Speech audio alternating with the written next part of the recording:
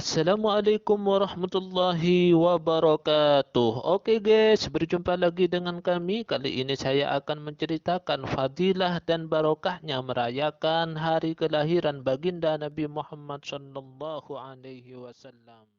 Setiap bulan Rabiul Awal kita menikmati kebersamaan Rasulullah sallallahu alaihi wasallam dengan merayakan hari kelahiran beliau. Hampir semua umat Islam di seluruh penjuru dunia memperingati hari agung ini dengan berbagai syiar, senandung madah salawat, berzikir, bersedekah, kegiatan sosial, dan tentunya membaca sekaligus mengenang perjuangan sosok yang agung ini. Semua ini tidak lain adalah salah satu bentuk kecintaan kita kepada baginda Nabi Muhammad sallallahu alaihi wasallam. Kecintaan kita kepada Rasulullah sallallahu alaihi wasallam sekaligus sebagai wujud kecintaan kita kepada Allah Subhanahu wa taala. Imam Hasan Al-Bishri Qaddasallahu Sirrahu berkomentar, saya sangat senang seandainya saya memiliki emas sebesar gunung Uhud, akan saya sedekahkan semuanya untuk merayakan pembacaan Maulid Nabi Muhammad sallallahu alaihi wasallam.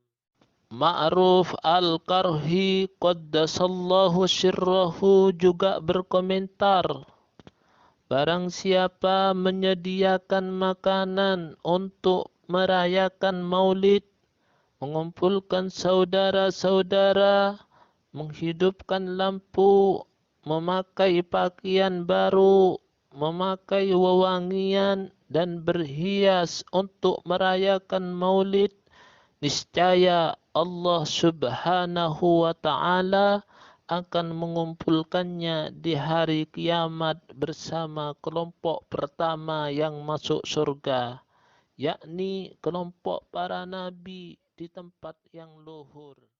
Imam Al-Yafi'i Al-Yamani Qaddasallahu Sirrahu juga berkomentar, barang siapa mengumpulkan orang-orang untuk merayakan maulid, menyediakan makanan dan tempat, dan perbuatan baik lainnya, sedangkan apa yang dilakukannya itu menjadi sebab dibacanya sejarah kelahirannya Nabi Muhammad sallallahu alaihi wasallam, maka di hari kiamat nanti Allah Subhanahu wa taala akan membangkitkannya bersama para siddiqin, syuhada, dan orang-orang yang soleh, dan dia akan masuk surga. Ada satu kisah, seorang raja bernama Mudaffar, penguasa Irbil, adalah raja pertama yang merayakan maulid. Setiap tahunnya dia merayakan maulid secara besar-besaran. Dia menyediakan 5.000 kepala kambing, 10.000 ekor ayam, 100.000 roti, dan 30.000 makanan ringan. Dia juga mengeluarkan uang sebanyak 300.000 dinar. Perayaan maulid yang ini dihadiri oleh para ulama terkenal dan para sufi. Syekh Syari As-Sakoti Qaddasallahu Sirrahu berkomentar, barang siapa bermaksud menghadiri tempat perayaan maulid, maka berarti dia menghadiri salah satu taman dari taman-taman surga. Karena dia tidak bermaksud menghadiri tempat itu kecuali karena cinta kepada Rasulullah sallallahu alaihi wasallam.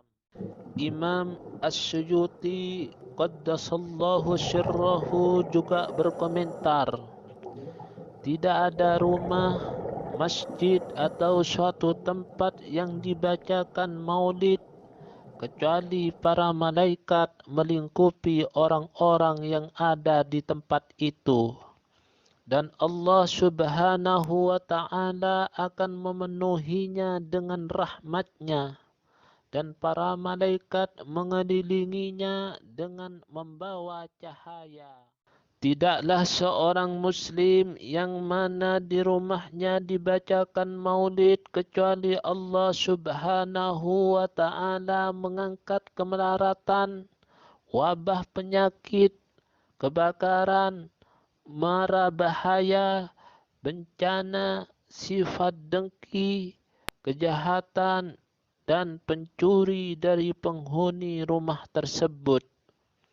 Jika meninggal, Allah subhanahu wa ta'ala akan memudahkannya dalam menjawab pertanyaan malaikat Munkar dan Nakir. Dan dia berada di tempat yang mulia di sisi Tuhannya. Ada satu kisah, seorang pemuda di Basrah terkenal dengan kebejatan moralnya. Para penduduk tidak menghiraukannya dan meremehkannya. Akan tetapi dia mempunyai kebiasaan setiap bulan Maulid tiba, dia membersihkan pakaiannya, memakai wangi-wangian, berhias dan mengadakan perayaan Maulid. Dalam perayaan itu, dia membaca sejarah kelahirannya Rasulullah sallallahu alaihi wasallam. Dia istiqomah melakukan semua itu sampai meninggal. Pada hari kematiannya, penduduk desa itu mendengar hatif atau suara tanpa bentuk. Hai penduduk Basrah, hadirlah dan saksikanlah jenazah salah satu waliullah. Di sisiku dia adalah mulia. Penduduk pun menghadiri pemakamannya. Setelah memakamkan, mereka bermimpi melihat pemuda itu bersenang-senang dengan memakai pakaian sutra. Lalu ditanya, dengan apa kamu meraih semua ini? Dia menjawab, dengan mengagungkan hari kelahiran baginda Nabi Muhammad sallallahu alaihi wasallam. Oke guys, itulah tadi fadilah dan barokahnya merayakan hari kelahiran baginda Nabi Muhammad sallallahu alaihi wasallam.